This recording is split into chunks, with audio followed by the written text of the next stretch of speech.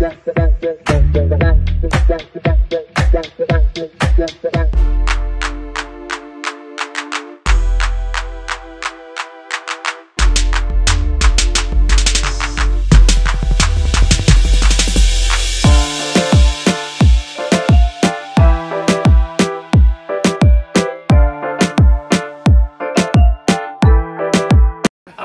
வணக்கம். ஆவி பறக்கும் 7G படத்தினுடைய இந்த நிகழ்ச்சிக்கு வந்திருக்கின்ற அத்தனையும் பேரையும் எங்கள் குழுவின் சார்பாக நன்றியோடு வரவேற்கிறோம். இந்த 7G படம் வந்து ஒரு ஹாரர் மூவி அப்படின்றது உங்களுக்கு பெரும்பாலும் தெரிஞ்ச விஷயந்தான். இந்த ஹாரர் மூவின்றது ஒரு ஆவியினுடைய அட்டகாசங்கள் தான். இந்த மாதிரி படம் எடுக்கிறவங்க அத்தனை பேரும் விட்லாச்சாரியானுடைய வாரிசுகள் தான். அவர் தான் ஜெகன் மோகினின்றதெல்லாம் உங்கள் எத்தனை பேருக்கு தெரியும்னு தெரியல. அதெல்லாம் வந்து பேய்கள்லாம் வந்து அடுப்பில் தலையை விட்டுக்கிட்டு கஞ்சி காய்ச்சும், காலை விட்டு ரசம் வைக்கும். அப்படிலாம் பயங்கரமான படங்களை விட்லாச்சாரியா எடுத்தார். அதுக்கு பிறகு பத்திரிகையாளர்கள் உங்களுக்கு தெரியும், பேய் கதை மன்னன் P.T. சாமினே ஒருத்தர் இருந்தார். அவர் பேய் கதைகள் மட்டும்தான் எழுதுவார். அப்படியாக இப்படியெல்லாம் ஒரு பெரிய வரலாறு நமக்கு இருக்குது. முன்னாடிலாம் வந்து இங்கிலீஷ் படம் தனியாக பார்த்தா அவங்களுக்கு 1 கிலோ தங்கம் தராங்களாம். அது வந்து மெட்ராஸில் தான் அந்த படம் ஓடிட்டு இருக்கான்லாம் எங்கள் தஞ்சாவூரில் பேசிக்குவாங்க. அப்படி சினிமாவுக்கும் எழுத்துக்கும் பேய்கள் வந்து மிகப்பெரிய அளவில் உதவி பண்ணியிருக்கு. அந்த பேய்களில் நல்ல பேய், பயங்கரமான பேயின்னு 2 இருக்குது. நம்ம மரணத்துக்கு பிறகு ஒரு நல்ல பேயா ஆகுவோமா இல்லை பயங்கரமான பேயாக தான் சுற்றுவோமான்றது நம்ம மனசாட்சிக்கு தெரியும். ஏன்னா பேய்கள் எல்லாமே அலையிற பேய்கள் அத்தனையுமே ஏதோ மனசில் குறை வச்சுக்கிட்டு இருக்கிறதா ஒரு புரளி இருக்குது. அந்த மனசில் தீராத ஆசைகளால் தான் அந்த பேய்கள்லாம் வந்து உலகத்தில் சுற்றிக்கிட்டு இருக்கு அப்படின்ற ஒரு பேச்சு இருக்குது. அப்படி ஒரு பேயை பற்றிய கதை தான் இந்த 7G. இதை வந்து அன்பு தம்பி ஹாரூன், அதாவது ஹாரூன் இயக்குனர் தயாரிப்பாளர் மட்டும் இல்லை, ஒவ்வொரு நொடியிலையும் ஒரு ஹியூமர் யாராவது சொல்லணுன்னா அது வந்து ஹாரூனால் முடியுது. நான் கவனிக்கிற வரைக்கும் அப்படி ஒரு அருமையான ஹியூமர் சென்ஸ் உள்ள தம்பி தான் ஹாரூன் இயக்குனர். ஆனால் அவர் வந்து இப்படி ஒரு பயங்கரமான பேய் படம் எடுக்கிறாருன்றது தான் எனக்கு ஆச்சரியமாக இருந்தது உண்மையாலுமே. அப்புறம் இந்த அதில் வந்து ஹாரூனும் பையன் ஒருத்தன் இருக்கான், அவருடைய பையன், 2 பேரும் ஹியூமர் பண்ணிக்கிறத பார்த்தா பயங்கரமாக இருக்கும். அப்படி ஒரு அழகான இது. அந்த பையன்கிட்ட கேட்டால் அவங்க அம்மாவும் அப்படி தான் ஹியூமர் பண்ணி பேசிக்குவாங்களாம். ரொம்ப நல்லா இருந்தது. அந்த மாதிரி ஒரு அழகான ஹியூமர் குடும்பத்திலேருந்து இப்படி ஒரு பயங்கரமான ஹாரர் படம் எடுக்கிறாங்கன்றது எனக்கு ரொம்ப ஆச்சரியமாக இருந்தது. அடுத்து வந்து இந்த படத்தினுடைய மியூசிக் டைரக்டர் சித்தார்த்து. எங்களுக்கெல்லாம் ஒரு பிரம்மாண்டமான படம்னா பிரம்மாண்டமாக எங்களுக்கு தெரியற சித்தார்த்து தான். நாங்கள் அண்ணாந்து தான் அவரை பார்ப்போம். இன்னைக்கு கூட ஆர்வம்னு சொன்னான். அப்படி ஒரு சித்தார்த்து இந்த படத்துக்கு மிகச்சிறந்த ஒரு இசையும், அதாவது மிகச்சிறந்த முறையில் ஒரு கேரக்டரும் பண்ணி தந்திருக்காரு. நான் அவரை பார்த்து பிரமிக்கிறேன் இந்த படத்தில். அடுத்து இந்த படத்தினுடைய ஒளிப்பதிவாளர் கண்ணன், எங்கள் திருவாரூர் சிங்கம். அவன் வந்து இந்த படத்தில் மிகச்சிறந்த முறையில் ஒளிப்பதிவு பண்ணியிருக்கான்.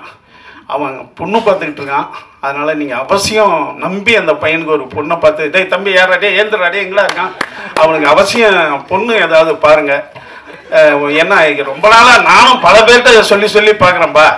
என்னென்னா நீங்களாம் ஒரு சமூகத்துக்கு ரொம்ப நன்மை பண்ணுற பத்திரிகையாளர்கள். இந்த வேலையும் நீங்கள் பண்ணி தந்தால், அது ஒரு நல்ல பையனுக்கு பண்ணி தந்தால் அது நல்லாயிருக்கும். ரொம்ப அருமையான பையன், நம்பி பொண்ணு கொடுக்கலாம். இந்த படமும் வெற்றி அடையணும், அவனுடைய வாழ்க்கையும் ஒரு நல்ல பொண்ணு கிடச்சி வெற்றி அடையணுன்றது என்னுடைய வாழ்த்துக்கள். அடுத்தது இந்த பாப்பா என்னடா அது காதலி, அதாவது காதலிப்பா. கேமராமெல்லாம் நல்லா யாராவது காதலிச்சிருவானுங்க ஹீரோயின்களை பார்த்து. அது அந்த வேலையாவது நீ பார்க்கலாம்பா. அதான் இல்லைடா, இதெல்லாம் ஒரு சின்ன ஐடியா தானே. இப்போ அதான் ஒரு கதை இருக்கு. அது என்னன்னா, ஒருத்தவனுக்கு வந்து ஒரு ஆவி பேச ஆரம்பிச்சிடும். அவன் எதுக்கு போனாலும் ஒரு ரோட்டில் போனான்னா, டே போகாதரா, அங்கே ஒரு கார் வந்து மோதிடணும். அதே மாதிரி போக மாட்டான், கார் வந்து ஒருத்தவனை மோதிடும். அதே மாதிரி ஒரு இடத்துக்கு போயிட்டு இருப்பான், அங்கே போவாதையா அந்த வீடு இடிஞ்சு விழுதுன்னு ஒரு ஆவி சொல்லணும். அதே மாதிரி அந்த வீடு இடிஞ்சு விழுந்துடும். இப்படி எங்கே போனாலும் அவனுக்கு என்ன பண்ணுறோம், ஒரு ஆவி அவனுக்கு சொல்லிக்கிட்டே இருக்கும். இது ஒரு வருஷமாக சொன்னோன்னே பல ஆபத்துக்குலேருந்து அவன் தப்பிச்சுக்கிட்டே வருவான். ஒரு இடத்துல அந்த ஆவி ஒன்று சொல்ல போவோம், நிறுத்துண்டுவான். உன் வேலையை பாரு, நான் பார்த்துக்கிறேன்டுவான். உடனே அந்த ஆவி சொன்னோம், டேய் இவ்வளோ நாளாக உனக்கு நல்லது தான்டா சொன்னேன், ஏன்டா என்னை திட்டுறோன்னா, எல்லாம் டெய்லி நடக்கிறது கெட்டதெல்லாம் நீ சொல்லிட்டு இருக்க. ஒரு நாள் கல்யாணம் நடந்தது எனக்கு, அப்போ நீ சொல்லவே இல்லையா இது ஒரு பெரிய ஆபத்துன்ட்டு அப்படின்னு சொல்கிற மாதிரி. அப்படி நினைக்காதரா, பல பேருக்கு நல்லா தான் இருக்கு. அடுத்தது இந்த படத்தினுடைய ஹீரோயின், அது இப்போ பாருங்க எங்கள் டீம்லேயே இதை ஒரே ஒரு பொண்ணு தான், இதை வச்சு தான் நாங்கள் காலத்தை ஓட்ட வேண்டியிருக்கு. ஏன்னு கேள்ல, இந்த பொண்ணு இல்லைன்னா யாரும் ஸ்டில்லு பேப்பரில் போட மாட்டீங்க. அதனாலேயே சொன்னேம்மா எல்லா போட்டோவிலையும் நீ வந்துருமா, எங்கள் முகத்தெல்லாம் போட மாட்டாங்க, ஏன்னா பார்க்கறதுக்கு ஆள் இல்லைன்றதுக்காகவே இந்த பொண்ணு இன்னைக்கு பெரிய மனசோட இங்கே வந்து எங்களுக்கு உதவி பண்ணியிருக்கு. அப்படியா, அதனால் அவங்களுக்கு நன்றி. அடுத்து வந்து டான், எங்கள் டானு எடிட்டரு. நான் டான் போஸ்கோ பார்க்கும்போதெல்லாம் இவர் எடிட்டராக ஒரு ஹீரோவானே பார்ப்பேன். அப்படி வந்து காஸ்டியூம்லையும் தன் சிரிப்பாலையும் தன்னுடைய அணுகுமுறையாலையும் எங்கள் அத்தனை பேரையும் ஆட்கொள்கிற ஒரு சிறந்த ஒரு தம்பி தான் டான் போஸ்கோ. இந்த படத்தினுடைய ஹாரர் மூவிக்கு எப்போதுமே எடிட்டிங் வந்து ரொம்ப ரொம்ப ரொம்ப அவசியம். தேவையான இடத்துல சைலன்ஸுக்கு இடம் கொடுக்கணும், தேவையான இடத்துல ஷார்ப் கட் பண்ணணும். அப்படி சிறந்த முறையில் எடிட் பண்ணிகிட்டு இருக்கிறாரு. நம்ம அடுத்தது செல்வா, உங்களுக்கு தெரியும், பிஆர்ஓ. அதாவது இந்த இந்த பிரசாத் வந்து நீங்கள் ஒரு ஏடம் தோட்டம் மாதிரி உங்கள் பத்திரிகையாளருக்கு அத்தனை பேரும் ஒரு உல்லாசமாக சந்தோஷமாக இருக்கிறதுக்கும், அடுத்து ஒரு ஒரு அதாவது எப்படி கிஷ்கிந்தா மாதிரி, ராமாயணத்தில் வர்ற கிஷ்கிந்தா மாதிரி மிகச்சிறந்த முறையில் இந்த பிரசாத் இருக்கிறதுக்கு காரணமே வந்து அண்ணன் நிகழ்முருகன் தான். அவர் தான் வந்து இதை போராடி இந்த இடத்த வாங்கி தந்தார் உங்களுக்கு. உண்மையாலுமே ஒவ்வொரு பத்திரிகையாளர் மட்டும் நானும் நன்றி சொல்லிக்கிட்டே இருப்பேன் நிகழ்முருகனுக்கு. ஏன்னா இப்படி ஒரு அருமையான ஒரு விஷயத்த நிகழ்முருகன் தான் இதை ஏற்படுத்தி தந்தார். நாங்கள் ஓனர்கிட்ட 15 தடவை பேசி, அதனால் அவருக்கு இந்த நேரத்தில் நன்றி தெரிவிப்போம். அடுத்தது தம்பி டான்ஸ் மாஸ்டரு, கொரியோகிராஃப் பிரமாதமாக பண்ணியிருக்காரு. பேய்கள் ஆட்டம் என்றது எப்படி இருக்குன்னு உங்களுக்கு தெரியும். சாமி ஆட்டமும் பேய் ஆட்டமும் ஏறக்குறைய ஒன்று தான். ஏன்னா வந்து சாமி கோயில் எல்லாமே கோயிலுக்குள்ளவும், பேய்களினுடைய கோயில்களாக இருக்கின்ற இடுகாடு வந்து ஊருக்கு வெளியிலையும் இருக்கும். ரெண்டுமே நம்ம பார்த்தது கிடையாது. பட் இருந்தாலும் படத்தில் அவங்க 2 பேருமே நமக்கு மிகச்சிறந்த விஷயத்த பண்ணிக்கிட்டு இருக்காங்க, பேய்களும் சாமிகளும். அண்ணன் சுந்தர் சி சொல்லுவார், நான் வந்து ஒரு 35 வருஷம் சினிமாவில் இருக்கேன்னா என்னை ஹீரோ ஏமாற்றிருக்காங்க, என்னை சினிமாவில் பேய்கள் ஏமாற்றியதே இல்லைன்னு சுந்தர் சி சொல்லுவார். அதே போல் இந்த படமும் இந்த டீமுக்கும் அண்ணன் ப்ரொடியூசருக்கும் அண்ணா இது ஃபண்டு பண்ணிக்கிறாரு. அது அண்ணன் இவர் ஃபண்டு கொடுத்துருக்காரு நமக்கு, அவருக்கும் மிகப்பெரிய வாழ்த்துக்கள். இந்த பேய் படம் வந்து உங்கள் எல்லாத்தையும் மகிழ்ச்சிப்படுத்தி எங்களுக்கும் திருப்தியை கொடுக்கும், அதாவது பொருளாதார ரீதியாகவும் திருப்தி கொடுக்குன்ட்டு எங்களை நாங்களே வாழ்த்தி அதுக்கு நீங்கள் சப்போர்ட் பண்ணணும்னு சொல்லிட்டு உங்களையும் வாழ்த்தி நன்றி கூறி விடைபெறுகிறேன். நன்றி. 30 வருஷமாக வெறும் கோடிகளில் உள்ள மனிதர்களோட பழகிட்டு டெக்ஸ்டைல் இண்டஸ்ட்ரியில் அந்த மைண்டை மாற்றுறதுக்கு ஒரு நடிகனுங்கிறது சாதாரண மேடையில் வந்து உட்கார்றது அவ்வளோ சாதாரண விஷயம் இல்லை. ஒரு 10 ஆண்டு காலமாக திடீர்னு ஏறினா ஃப்ளைட்டு, இறங்கினா காரு, 2 வீலரை வாழ்க்கையில் ஓட்டியிருக்கேன். எப்போ ஒரு காலத்தில் டிவிஎஸ் 50 அந்த மாதிரி ஒரு லைஃப் ஸ்டைலில் இருந்துட்டு ஒரு 200 ரூபாய்க்காக போய் நம்ம நடிக்க போகிறோமே அப்படின்னு செல்ஃப் மனசு வந்து கேட்காது சார். 200 50,000 செலவு பண்ணிட்டு கார் எடுத்துக்கிட்டு போய் அரண்மனை 1 ஆக்சுவலி இதயம் படத்தில் க்ரௌட் ஆர்டிஸ்டாக வந்தேன் 90ஸ்ல. அப்போ வந்துட்டு ஃபேமிலி சுச்சுவேஷன், சினிமாவுக்கு போகக்கூடாதுன்னு அடியெல்லாம் வாங்கியிருக்கேன். எங்கள் மாமாலாம் கட்டி வச்சு அடிப்பாங்க, சினிமாவுக்கு போயிட்டான் ஓடிவிட்டான் பாரு அப்படிம்பாங்க, சினிமாவுக்கு போகிறதுக்கு ஓடிவிட்டான் பாரு அப்படின்னு. நான் ஃபேமிலி ஏர்னிங் மெம்பரு. கதிர் சார் படத்தில் இதயத்தில் ஒரு சின்ன சீனில் வந்திருக்கேன். அந்த சவுத் இந்தியன் திரைப்பட சங்கத்தில் நடிக்கும்போது அதான் என்னுடைய ஃபஸ்ட்டு அந்த ஒரு தாக்கம். அதுக்கப்புறம் நான் போய் வியாபாரம் பண்ணும்போது ஒரு 30-40 படங்களில் போய் பொள்ளாச்சியில் ஷூட்டிங் ஸ்பாட்டில் போய் கெஞ்சுவேன், ஏதோ ஒரு வாய்ப்பு கொடுங்க அப்படின்னு போய் யாரும் இப்போ அப்படிதான் கிடைக்கல. ஒரு தெய்வ வாக்கு சின்ன பசங்க நாங்கள் இந்த மாதிரி நிறைய படங்கள் சொல்லிக்கிட்டே போகலாம். அது எல்லா படங்களையும் போய் பார்ப்பேன், அப்படி கேட்பேன். எங்கேயும் வாய்ப்பு கிடைக்காது. ஏன்னா எல்லாம் ப்ரீ பிளான்டாக வந்துடுவாங்க ஆர்டிஸ்ட்டு. இங்கேருந்து பொள்ளாச்சி வரணும்னா வெளியே எஸ்டாப்ளிஷ்ட் ஆர்டிஸ்டோட பேக்கப்போடு அங்கே வந்துடுவாங்க. அப்படி வரும்போது நம்மளை எப்படி கண்டுக்குவாங்க. அப்புறம் தான் அதுக்கப்புறம் இது ரொம்ப கஷ்டமான பெண்ணு போயிட்டு ஒரு மாபெரும் துறை, சாம்ராஜ்யத்துறை டெக்ஸ்டைல்ஸு. நீ தமிழ்நாட்டோட பாதி வருமானமே டெக்ஸ்டைலில் தான் வருது.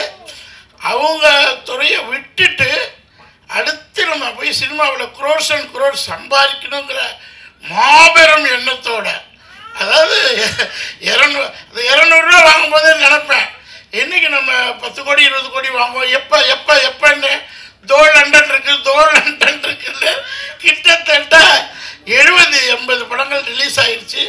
30-40 படங்கள் ரிலீஸ் ஆகாமல் ப்ராசஸில் இருக்குது. ஒரு நாள் அப்போல்லாம் எனக்கு ரொம்ப கடுப்பு. 100 கோடி 200 கோடி ஆனெல்லாம் திட்ட ஆரம்பிச்சிட்டேன். போய் ஏன்டா நீ 100 கோடி வச்சுருக்க, 200 கோடி, ஒரு 2 கோடி 5 கோடிக்கு படம் பண்ணுங்கடா அப்படின்னு போய் திட்ட ஆரம்பிச்சிட்டேன். காரணம் என்னென்னா, இங்கே உள்ள அசிஸ்டன்ட் டைரக்டர்ஸ், மேனேஜர்ஸ், என்னென்னா அவர் சொல்கிறாரு பொய்யோ டுபாக்குறோ எல்லோரும் திருப்பூர் போகலான்னு வந்து பார்த்தா எல்லோரும் பிரமிச்சிட்டாங்க. போராடி போராடி போராடி ஒரு 50 கம்பெனிகளில் top 10 company, Ramraj, Viking, Chennai silks, Pothys, இந்த மாதிரி கம்பெனிஸு கெஞ்சி கூத்தாடி பார்த்துட்டு ஐயோ படமே எடுக்க முடியாது போல இருக்கு, தெரியாதமா வந்துட்டோம். 200 ரூபா ஒரு வாய்ப்பு கொடுத்தாங்களே, அதை மறுபடியும் நடிக்க போனா என்ன அப்படின்னு நடிக்க வந்தது தான். அது வந்து சேதுபதியில் ட்ரெயினிங் ஆகி அயலியில் பெரிய ஆளாகி இப்போ மறுவடிவம் கொடுத்துக்கிட்டு இருக்கு. திடீர்னு 1 நாள் 2 நாள் படங்கள் என்னால் போக முடியல. Health challenges, travels, cinema company bus ticket, நான் ஏசி பஸ் கொடுப்போம், இல்லாட்டி ட்ரெயின் டிக்கெட் கொடுப்போம், அவ்வளோதான். அப்புறம் ஃப்ளைட்லேயே சொந்த காசு போட்டு போட்டு போட்டு போட்டு எல்லா ஊருக்கும் ஃப்ளைட்டில் போய் காசு இருந்துச்சு. இப்போ தான் காசு இல்லை. ஸோ நடிச்சு அப்போ ஆரன் சார் வந்து ஒரு நல்ல, அவரை நான் போய் ஆஃபீஸில் போய் பார்ப்பேன். கிட்டத்தட்ட ஒரு 10,000 போட்டோக்கள் கொடுத்துருப்பேன். இந்த முட்டு தேயிற வரையும் நடந்திருப்பேன், படி ஏறி இருப்பேன். ஏற்கனவே என் உடம்பு பாடி, இதில் வேறு முட்டு தேய ஏறணுமா அப்படின்னு ஏறி ஏறி ஏறி ஏறி ஃபோட்டோ கொடுக்கும்போது ஆரம்பி சார்ட்டு போய் அப்பா என்னை பார்த்தாலே கேட்பாங்க, ப்ரொடியூசருக்குள்ளே இருக்குது ப்ரொடியூசர். எனக்கா மனசுக்குள்ளே இருக்கும், இத்தனை கோடிகளை பார்த்துட்டு ஒரு பொட்டா எடுக்க முடியலையேன்னு வெறுத்தலாக இருக்கும். இருந்தாலும் நடிப்புன்னு ஒன்றதுனால சார் வந்து 1 நாள் கொடுத்தாங்க. திடீர்னு சார் சார் மறுபடியும் செகண்ட் ரவுண்டா 100 படம் 1 நாள் இல்லை உங்களை பாருங்கள், ஒரு டிஃப்ரெண்ட்டாக நித்யானந்தா ஸ்டைலில் ஒரே நாள் அந்த கேமரா இருக்கட்டும், அந்த ஒரு செம்ம கேமராமேன் அவர்கிட்ட ஒர்க் பண்ணியிருக்கேன்னு நினைக்கிறேன். உங்கள்கிட்ட ஒர்க் பண்ணியிருந்தா இந்த படத்தில் இன்னொரு படத்தில் ஒர்க் பண்ணேன். எதில் ஏதோ ஒரு படத்தில் ஒர்க் பண்ணியிருக்கேன். அதாவது அசிஸ்டண்டாக இருந்தீங்க நீங்கள். பெரிய அவ்வளோ லைட்டிங், அவ்வளோ கேமரா, டைம் இல்லை, அன்றைக்கி டேட் இல்லை. ஒரு நாளைக்கு 4 படம் சூழ்நிலை ஆகி போகுது. இப்போ காலையில் போய் இன்றைக்கி 2 ஆடியோ லான்ச்சு. நேற்று நைட்டு ஷூட்டிங், திருவேண்டத்துலேருந்து இங்கே வர்றேன், நைட்டு 2 மணிக்கு தூங்குறேன், 7 மணிக்கு first audio launch, second audio launch. அந்த மாதிரி சினிமா காலகட்டங்களும் அந்த நேரம் வரும்போது டேக் ஆஃப் பண்ணிக்கிட்டே போகும்போது அந்த படத்தில் அந்த சீன் எடுத்தார் பாருங்க டைரக்டரு, அவ்வளோ பிரமாதம். Sir media sir already trailer cut வந்து மக்கள்கிட்ட ஏகப்பட்ட பாராட்டு கொண்டு சேர்த்துட்டீங்க. நீங்கள் எங்கே பார்த்தாலும் 7G ட்ரெய்லர் கட்டு தான், ட்ரெய்லர் கட்டுன்னு தானே சொல்லுவோம். Trailer very successful. நானும் என் போராட்டத்துலலாம் கேட்கறது, ஸ்டேட்டஸில் வைக்கிறது, டெய்லர் நல்லபடியாக சூப்பராக கொண்டு போய் சேர்த்துட்டீங்க. 7G ரெயின்போ காலனி மாதிரி இந்த படத்தையும் எல்லாருமே பார்ட் 2 கேட்க ஆரம்பிச்சிட்டாங்க. இப்போ என் ஃப்ரெண்ட்ஸ் எல்லாம் வந்தாங்க, 7G ரெயின்போ 2 அப்படின்னாங்க. அது மாதிரி இந்த 7Gங்கிற சென்டிமெண்ட்டு அவ்வளோ அருமையான சென்டிமெண்ட்டு. அதை மறுபடியும் நீங்கள் எழுதி சின்ன சின்ன படங்கள் இன்னும் கொஞ்ச நாள் தான். இப்போ காலையில் வந்து ஒரு பில்டர் 10 கோடி 15 கோடி போட்டு எடுக்கிறாரு. ஒரிஜினல் சினிமா பிஸ்னஸ்மேனுக்கு தெரிய ஆரம்பிச்சிச்சு. இந்த இண்டஸ்ட்ரி 10 துறையில் ஓடிடி வந்தாச்சு, சேனல் வந்தாச்சு, தியேட்டர்கள் வந்தாச்சு. எந்த பக்கம் திரும்பினாலும் மக்களுக்கு சினிமாங்கிறது ரத்தத்தில் கலந்துருச்சு. அதனால இந்த துறை வந்து மேலும் மேலும் வளரணும். சார் வந்து அடுத்தடுத்த படங்களில் எனக்கு கொஞ்சம் நல்லா 2 நாள் 3 நாள் கேரக்டர் கொடுக்கணும். அதே மாதிரி லெஜண்ட் நம்ம சுப்பிரமணிய சார் அவர் திருடா திருடி படம் பார்த்தேன். அதுக்கப்புறம் அவரோட நடித்த பெருமை, அது மாதிரி ஒரு எத்திக்ஸ் 2-3 படத்தில் ஒர்க் பண்ணிட்டோம். அது மாதிரி எல்லாருமே நிறைய பேர் புதுமுகங்கள். அவர் நம்ம மியூசிக் டைரக்டர், அவர் நான் இன்னொரு வித்யா மேம், அருண் சார், ஒரு டீமு ஃப்ரெண்ட்ஷிப்பாக போதும். நிறைய பேசியாச்சு. நீங்கள் எழுதணும், சின்ன சின்ன படங்களை எழுதணும். அதுக்காக தான் இவ்வளோ தூரம் பேசுகிறேன். 7Gயை எப்படி ட்ரெய்லர் கட்டில் நல்லபடியாக கொண்டு போய் சேர்த்திங்களோ அதே மாதிரி எழுத ஆரம்பிச்சுங்க. ஆர்என்பி என்னமோ நீங்கள் எழுதுறது தான் சட்டம், அதை மக்கள் பார்க்க ஆரம்பிச்சிடுவாங்க. சின்ன சின்ன ப்ரொடியூசர்ஸு வளரணும் தான் எங்களை மாதிரி ஆர்டிஸ்ட்டுக்கு நிறைய வேலை கிடைக்கும். Okay, thank you. பிரசன்ட் மீடியா எல்லாருக்கும் வணக்கம். டிஎஸ்ஆர் அண்ணன் நான் பேசினதெல்லாம் அவரே பேசிட்டு போயிட்டாரு ரொம்ப நேரமாக. அண்ணே இப்போ தான் கேட்டேன் அவர்கிட்ட, என்னண்ணே சினிமாவுக்கு வந்தது உங்களை அடித்தாங்களா? ஆமாப்பா, சின்ன வயசில் நான் ரொம்ப சுமார்ட்டாக இருப்பேன். அதில் அடித்தது தான் மூஞ்சிலே எங்கள் மாமன் அடிப்பான், அதில் வீங்கினது தான் மூஞ்சிலாம் அப்படின்னாரு. அண்ணே இந்த படத்தில் ஒரு ஒரு இன்ட்ரெஸ்டிங்கான கேரக்டர். அந்த யூனிஃபார்ம் பார்த்தாவே தெரியும். அருண் சார் ஒரு தடவை கால் பண்ணி கல்கி இந்த படத்தில் நடிக்கணும் அப்படின்னு கேட்டிருந்தாங்க. சார் படம் பேர் என்ன சார்? 7G சூப்பர் சார், நமக்கு ரொம்ப பிடிச்ச படம் 7G ரெயின்போ காலனி. சார் யார் சார் லீடாக பண்ணுறாங்க? சோனியா அகர்வால் மேடம். சார் என்ன சார் சொல்கிறீங்க, சூப்பர் சார் அப்படின்னு சொல்லிட்டு அப்படியே கிளம்பி அந்த பாட்டை போட்டு நினைத்து பார்த்தாயின்னு போயிட்டு இருந்தேன். அங்கே வாட்ச்மேன் ட்ரெஸ் கொடுத்தாங்க. ஒரு இன்ட்ரெஸ்டிங்கான கேரக்டர். நான் நினச்சேன் வந்து ஏற்ற அப்பார்ட்மெண்ட்டில் இருப்போம் போல் இருக்கு நம்ம அப்படின்னு நினச்சேன். ஒரு இன்ட்ரெஸ்டிங்கான கேரக்டர். அருண் சாரை பற்றி சொல்லணும்னா ரொம்ப பயங்கரமான ஹியூமர் சென்ஸான கேரக்டர். நான் விழுந்து சிரிச்சுட்டு சீரியஸாக படம் பண்ணிகிட்டு இருப்பார். ஆனால் எல்லாரையும் ஒரு வைபாக டீமை எல்லாம் சிரிச்சுக்கிட்டு ஜாலியாக இருக்கும். இன்னொரு தடவை ஷூட்டிங் போனால் கூட அவ்வளோ ஜாலியாக இருக்கும். நான் கேட்டேன், சார் என்ன சார் இப்படி ஒரு படம் பண்ணுறீங்க, நீங்கள் ஒரு காமெடி படம் பண்ணலாமா சார் அப்படின்னு. அன்றைக்கி தான் சொல்ல ஆரம்பித்தார் ஒரு கதைலாம். பயங்கர இன்ட்ரெஸ்டிங்காக இருக்கும். ஸோ தேங்க்யூ சார் இந்த படத்தில் என்னை நடிக்க வச்சதுக்கு. அப்புறம் எக்ஸிக்யூட்டிவ் ப்ரொடியூசர் செல்வா சார் எப்போதுமே என் மேலே ஒரு அன்பாகவும், தம்பி இதை பண்ணணும் இது பண்ணக்கூடாது அப்படின்னு என் மேலே ஒரு அக்கறை செலுத்திகிட்டே இருப்பாங்க. தேங்க்யூ செல்வாண்ணா. அப்புறம் சுப்பிரமணியா சிவாஜாண்ணா. முதன்னு நான் வாய்ப்பு கேட்ட டைரக்டர் சுப்பிரமணிய சிவா சார். யோகி படத்தில் அண்ணன்ட்ட பேசினோம்னா ஒரு உலக சினிமாலேருந்து உள்ளூர் சினிமா வரைக்கும் எல்லாமே பேசுவாங்க. அவ்வளோ விஷயங்கள் கற்றுக்கலாம். ஒரு யூனிவர்சல் மாதிரி. அப்படி அண்ணன் அவங்களும் வந்து இந்த படத்தில் காம்பினேஷன் கிடையாது. இந்த படத்தில் வந்து டப்பிங்கில் பார்த்து தம்பி நடிச்சிருக்கானா, நல்லா பண்ணுவாயா அப்படின்னு சொல்லிட்டு அன்பாக சொல்லியிருக்காங்க. தேங்க்யூண்ணா. எல்லாருக்குமே இங்கே வருகிறது இந்த எல்லாருக்குமே நன்றி. ஹாய், எல்லாருக்கும் வணக்கம். உங்கள் எல்லாரையும் இந்த படத்தோட 7G படத்தோட ப்ரெஸ் மீட்டில் சந்திக்கிறதுல எனக்கு ரொம்ப ரொம்ப சந்தோஷம். ஃபர்ஸ்ட் நான் ஓகேவா ஓகே. ஸோ ஃபர்ஸ்ட் நான் தேங்க்ஸ் சொல்ல தொடங்குறேன். ஃபஸ்ட்டு ப்ரெஸ் பீப்புள் உங்கள் எல்லாருக்குமே ரொம்ப தேங்க்ஸ். உங்களோட டைம் ஸ்பெண்ட் பண்ணி எங்களோட மூவியை ப்ரமோட் பண்ண வந்ததுக்கு. அண்ட் என்னோட டைரக்டர் சார் அருண் இந்த ஆப்பர்ச்சுனிட்டி கொடுத்ததுக்கு I am very very happy and grateful. And my entire team பார்த்தீங்கன்னா ஃபுல்லாக ரொம்ப ஃபன் ஃபில்டாக ஜாலியாக போச்சு. ஒரு ஹாரர் மூவினா எவ்வளோ சீரியஸாக இருக்கும், எல்லா சுச்சுவேஷனும் சீரியஸாக இருக்கும். ஆனால் இங்கே ஆஃப் கேமரா வந்தீங்கன்னா அப்படியே எல்லாமே கம்ப்ளீட்டாக டிஃப்ரெண்ட்டாக இருக்கும். ஃபுல் மூவியுமே செம்ம லாஃப்டர் ஆகிட்டா. அண்ட் டோட்டல் டீம் என்னோட சினிமாட்டோகிராஃபர் கண்ணனாக இருக்கட்டும், சித்தார்த் விப்பனாக இருக்கட்டும், அவரோட எனக்கு கொஞ்சம் காம்பினேஷன் இருந்துச்சு. சோனியா மேம், சுப்பிரமணிய சிவா சார், அவரை ஆல்ரெடி நான் சந்திச்சிருக்கேன். அண்ட் இந்த படத்தில் அவரோட சேர்ந்து நடிக்கிறதுல எனக்கு ஒரு ஆப்பர்ச்சுனிட்டி கிடச்சிருக்கு. ஸோ ஓவராலாக எனக்கு இது ரொம்ப ஸ்பெஷல். ஏன்னா நான் பண்ண ஃபர்ஸ்ட் ஹாரர் ஃபிலிம். அண்ட் இந்த எக்ஸ்பீரியன்ஸே எனக்கு ரொம்ப ஹாப்பியாக, ரொம்ப ஒரு நல்ல ஃபன் வைபாக இருந்துச்சு. அண்ட் டெஃபினட்டாக நல்லா வந்திருக்கு. ஸோ நீங்கள் எல்லோரும் தியேட்டரில் போய் பார்த்து எங்களை சப்போர்ட் பண்ணணும். நன்றி. வணக்கம். Jagan, super introduction, thank you. Every call எனக்கு ஒரு படத்துக்கு வரும்போது ஃபஸ்ட் கொஸ்டின் நடிக்க கூப்பிட்றீங்களா மியூசிக் கூப்பிட்றீங்களான்னு கேட்பேன். ஸோ இந்த படத்தில் ஃபஸ்ட்டு ஆக்டிங் தான் நான் வந்தேன். And then I did the music for the film. So Harun பற்றி சொல்லணுன்னா சொன்ன மாதிரி செம்ம ஹியூமர் சென்ஸ் இருக்குது. ஆனால் படம் கொஞ்சம் சீரியஸாக தான் இருக்கும். இவர் எப்படின்னா இதே படம் ஸ்பூஃபாக கூட இருக்க அவருக்கு சான்ஸ் இருக்குது. பார்ட் 1 பார்ட் 2 மாதிரி. இந்த மூவி ஸ்டோரி ஃபர்ஸ்ட் கேட்கும்போது horror film is always a sure shot, ஒரு சேஃபான ஒரு ஜானர் அது.